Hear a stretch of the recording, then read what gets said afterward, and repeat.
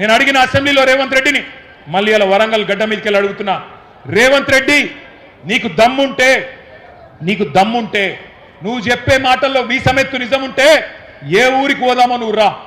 గంగదేవి పల్లికి పోదామా, కొండారెడ్డి పల్లికి పోదామా, కొడంగల్కి పోదామా, ఏ ఊరికి పోదామో చెప్పు.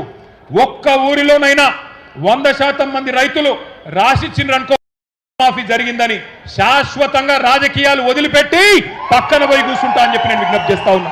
దమ్ముంటే రా, సవాల్ స్వీకరించు. రేవంత్ రెడ్డి వస్తాడా, తుమ్మల నాగేశ్వరరావు గారు వస్తారా, ఎవరు వస్తారో రండి. రుణమాఫీ జరగని మాట వాస్తవమా కాదా? చారాన మాత్రమే జరిగింది, వాస్తవమా కాదా? మరి రాహుల్ గాంధీ చెప్పిన డిక్లరేషన్ ఎక్కడ పోయింది అని నేను అడుగుతున్నా.